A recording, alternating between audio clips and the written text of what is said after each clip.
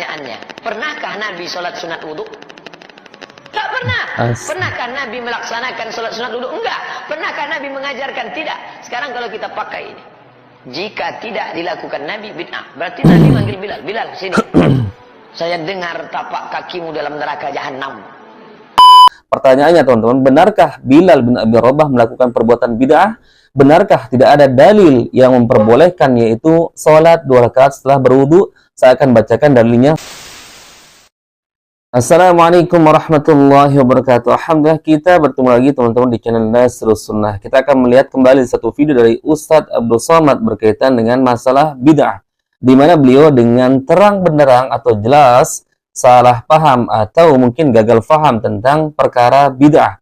Nah, kalau ustadznya saja gagal paham atau tidak memahami tentang perkara bid'ah, maka wajar jika sebagian umat atau bahkan banyak orang yang tidak paham tentang kalimat bid'ah ini atau makna yang sebenarnya.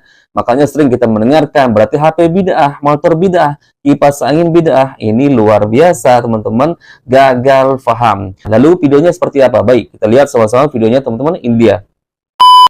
Jika tidak dilakukan Nabi, bid'ah. Nah, sekarang saya tidak mengajak menggugat ini. Saya hanya cerita fakta, data. Nanti Bapak Ibu jawab sendiri. Jawabnya dalam hati saja. Oke. Kasus pertama. Nabi manggil Bilal. Bilal, ta'al. Kene, Bilal. Come here. Ada apa ya Rasulullah? Sami'tu dafana alaika baina yadayya fil jannah. Aku dengar suara gesekan sendalmu dalam surga. Kresek, kresek, kresek, kresek, kresek. Apa amalmu Bilal?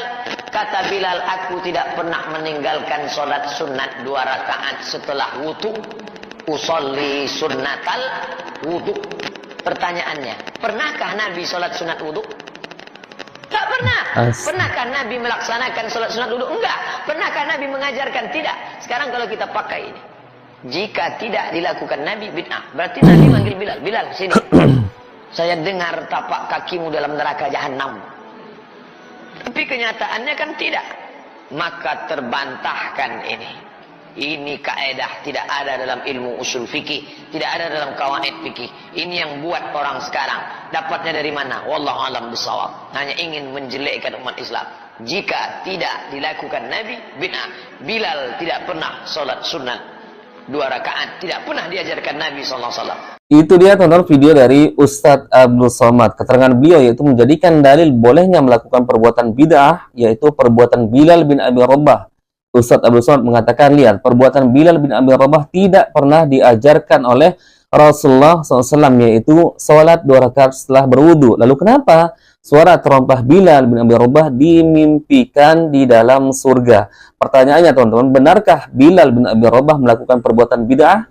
Benarkah tidak ada dalil yang memperbolehkan, yaitu sholat 2 rakaat setelah berwudu? Saya akan bacakan dalilnya. Salah satunya yaitu dari Uqbah bin Amir al-Juhani. Ya, beliau berkata, Rasulullah SAW bersabda, tidaklah seorang berwudu dan menyempurnakan wudunya lalu sholat 2 rakaat dengan sepenuh hati dan jiwa, melainkan wajib baginya mendapatkan surga Allah Azza wa Jalla. Hadis riwayat Imam Muslim nomor 234. Ini hadis pertama teman-teman. Sekali lagi saya ulangi, dari sahabat Uqbah bin Amir al-Juhani. Beliau berkata, Rasulullah SAW bersabda, tidaklah seorang berwudu dan menyempurnakan wudunya lalu sholat 2 rakaat dengan sepenuh hati dan jiwa, maka wajib baginya mendapatkan surga. Hadis ini diriwayatkan oleh Imam Muslim nomor 234. Ini membuktikan bahwa perbuatan Bilal itu ada dasarnya dari sabda Rasulullah, yaitu tidaklah seorang berwudu kemudian menyempurnakan wudunya kemudian sholat 2 rakaat dengan sepenuh hati dan jiwa, maka dia wajib mendapatkan surga Allah Azza wa Jalla. Ya. Lalu bagaimana mungkin dikatakan perbuatan Bilal itu adalah hasil kreasi dari Bilal bin Abi Rabah sendiri? Itu baru hadis pertama. Sekarang saya bacakan hadis yang kedua dari sahabat Utsman bin Affan radhiyallahu anhu. Beliau berkata bahwa Rasulullah SAW bersabda, barang siapa yang berwudu seperti wuduku ini kemudian berdiri melaksanakan sholat 2 rakaat dengan tidak mengucapkan pada dirinya, atau dalam arti kata konsentrasi khusyuk di dalam sholatnya, maka dia akan diampuni dosa-dosanya yang telah lalu. Hadis riwayat Bukhari nomor 160 dan Imam Muslim nomor 22. Ini dua dalil, teman-teman, sudah mematahkan pernyataan dari Ustadz Abdul Somad menuduh Bilal bin Abi Rabah melakukan perbuatan bid'ah, yaitu sholat setelah berwudu. Dikatakan oleh Ustadz Abdul Somad bahwa dalilnya tidak ada. Masa hadis begitu jelas, riwayat dari Utsman bin Affan, kemudian dari Uqbah bin Amir al-Juhani, tidak diketahui oleh Ustadz Abdul Somad. Lalu mengklaim bahwa perbuatan Bilal bin Abi Rabah ini bisa dijadikan sebagai sandaran, yaitu berkreasi dalam ibadah. Lalu menuduh Bilal bin Abi Rabah melakukan perbuatan bid'ah. Nah, lalu mau dikemanakan dalil ini? Ya, mau dikemanakan dalil ini? Dan dengar apa komentar para ulama berkaitan dengan dalil tersebut, dengan hadis tersebut. Salah satunya Al-Hafiz Ibnu Hajar rahimahullah ta'ala mengatakan di dalamnya ada anjuran sholat 2 rakaat setelah sholat. Ini komentar dari Al-Imam Ibnu Hajar Al-Asqalani yang bermazhab Syafi'i, teman-teman. Yaitu beliau mengomentari kedua hadis tersebut, di dalamnya ada anjuran sholat 2 rakaat setelah berwudu. Kemudian perkataan ulama yang lain, Imam Nawawi rahimahullah ta'ala mengomentari hadis tersebut, dianjurkan 2 rakaat sholat setelah berwudu karena ada hadis sahih tentang hal tersebut. Perhatikan, Imam Nawawi mengatakan ada anjuran untuk sholat 2 rakaat setelah berwudu karena ada hadisnya. Ini yang dikatakan oleh Imam Nawawi rahimahullah ta'ala.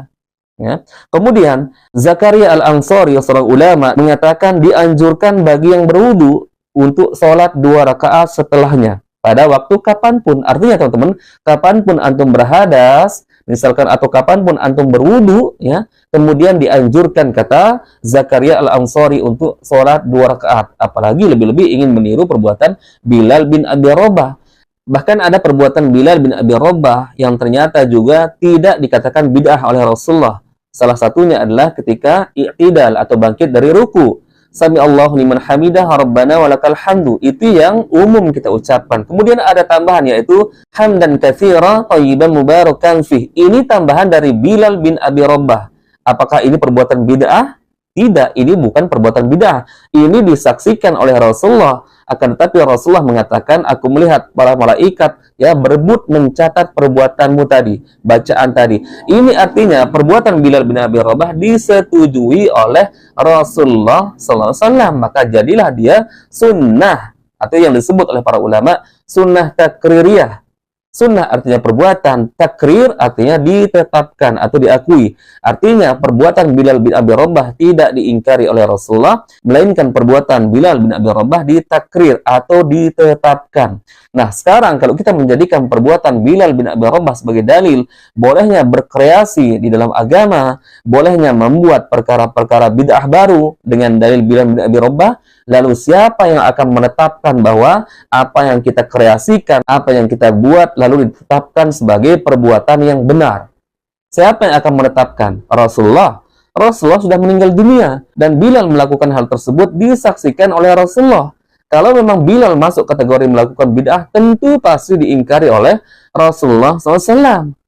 Karena Rasulullah mengatakan kullu bid'atin dhalalah wa kullu dhalalatin finnar. Tidak mungkin Rasulullah mengkhianati apa yang beliau ucapkan sendiri. Akan tetapi, karena perbuatan Bilal ini dinilai baik oleh Rasulullah SAW, kemudian turun wahyu yang menetapkan sebagai kebenaran, maka Rasulullah SAW menetapkan atau mengikrarkan perbuatan Bilal tersebut sebagai sunnah. Maka dikatakan oleh para ulama, ini menjadi sunnah takririyah, yaitu perbuatan yang disetujui atau ditetapkan oleh Rasulullah SAW. Lalu kalau orang berdalil dengan perbuatan Bilal untuk membuat perkara-perkara baru di masa ini, pertanyaan saya, siapa yang akan menetapkan perbuatan antum sebagai perbuatan yang benar? Rasulullah? Para ulama? Tidak bisa. Bilal melakukan hal tersebut disaksikan langsung oleh Rasulullah. Kalau memang perbuatan Bilal menyalahi atau tidak disetujui, maka langsung dan pasti ditegur oleh Rasulullah. Akan tetapi Rasulullah tidak menyalahkan. Namun bahkan Rasulullah menetapkan perbuatan Bilal sebagai sunnah takrir, perbuatan yang disetujui. Jadi salah kaprah kalau perbuatan Bilal bin Abi Rabah dijadikan atau dianggap bahwa boleh berkreasi atau membuat amalan-amalan baru dalam agama Islam. Tidak tepat, teman-teman. Nah, sekarang kalau ada orang mau membuat yang semisal dengan Bilal, mau menjadikan dalil perbuatan Bilal bolehnya bid'ah hasanah, siapa yang akan menetapkan perbuatan antum tersebut menjadi perbuatan yang benar? Apakah Rasul akan keluar dari kuburannya, benar yang kamu lakukan wahai umatku? Seperti itu? Kan tidak mungkin. Maka meninggalnya Rasulullah artinya wahyu sudah terputus, ya. Ruang untuk berkreasi dalam perkara ibadah sudah tidak ada lagi. Beda di zaman para sahabat. Para sahabat misalkan berkreasi, taruhlah berkreasi. Ada Rasulullah yang menjadi hakim. Apakah diperbolehkan atau tidak? Apakah ditetapkan perbuatan sahabat seandainya berkreasi sebagai sunnah atau bid'ah? Maka gampang di zaman tersebut, teman-teman. Tapi di zaman sekarang siapa yang akan menetapkan? Habib, ustadz, kiai, ulama? Tidak boleh, teman-teman. Nah, ini yang sebagian atau bahkan banyak orang gagal faham, menjadikan dalil perbuatan Bilal, katanya Bilal juga berbuat bid'ah. Lalu masa kita tidak boleh? Kan Bilal juga umat Nabi Muhammad, kita juga umat Nabi Muhammad. Beda. Misalkan antum sekarang, ya, sami Allahu liman hamidah, sebagaimana perbuatan Bilal menambahkan hamdan katsiran thayyiban mubarakan fi setelah Rabbana walakal hamdu. Kemudian misalkan antum mau menambahkan sami Allahu liman hamidah, Rabbana walakal hamdu, kemudian antum tambahkan dengan lafaz-lafaz yang lain. Siapa yang akan membenarkan perbuatan antum? Hah? Pertanyaan saya, siapa yang akan membenarkan? Siapa yang akan melegalkan perbuatan antum itu kemudian menjadikan sebagai sunnah takririyah atau perbuatan yang ditetapkan atau disetujui sebagaimana perbuatan Bilal bin Abi Rabah? Maka teman-teman, sekali lagi saya katakan, ketika Rasulullah meninggal dunia, maka sudah tertutup ruang untuk berkreasi dalam masalah amalan agama.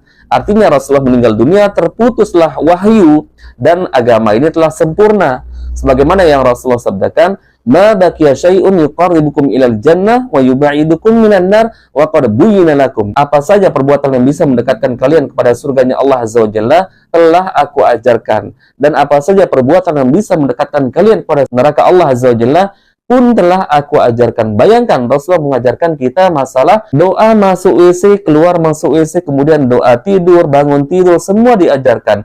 Apalagi dalam masalah perkara yang lebih besar lagi. Maka tentu teman-teman tidak ada ruang untuk berkreasi di masa ini. Tinggal kita menjalankan saja apa saja yang menjadi ajaran atau sunnah-sunnah Nabi Sallallahu Alaihi Wasallam. Jangankan antum berbuat kreasi dalam perkara amalan agama, sunnah Nabi yang asli atau ajaran Nabi Muhammad yang asli saja belum tentu kita ketahui semuanya. Maka perlu kita belajar.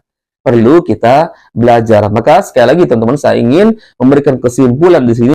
Kalau ustadznya saja keliru memahami perkara bid'ah yang sebenarnya, maka sangat wajar kita melihat fenomena ya sebagian saudara-saudara kita, bahkan banyak saudara kaum muslimin kita yang gagal faham tentang memaknai perkara bid'ah. Buktinya masih banyak yang mengatakan HP bid'ah dong, motor bid'ah dong, kipas angin bid'ah dong, pesawat bid'ah dong. Ini kesalahpahaman. Maka perlu teman-teman kita belajar kepada guru-guru yang ahli, yang memang bersesuaian dengan Al-Quran dan Sunnah. Barakallahu fikum. Semoga video ini bermanfaat sebagai sharing-sharing bagi kita. Semoga Allah Azza wa Jalla menambahkan ilmu kepada Al-Ustadz Abdul Somad, ya, dan menambahkan kita ilmu juga bagi umat teman-teman, agar antara ustadz dan para jamaahnya sama-sama memahami, yaitu dalil-dalil agar tidak terjadi gagal faham. Meskipun teman-teman pasti itu terjadi, akan tetapi teman-teman dengan kita belajar paling tidak kita bisa mengurangi ya kejahilan kita akan pemahaman tentang khususnya perkara-perkara yang sering dibicarakan, terutama masalah syirik dan masalah bid'ah. Ini kedua hal tersebut sering disalahpahami oleh sebagian saudara kaum muslimin kita. Baik, teman-teman, kita bertemu lagi di video berikutnya. Assalamualaikum warahmatullahi wabarakatuh.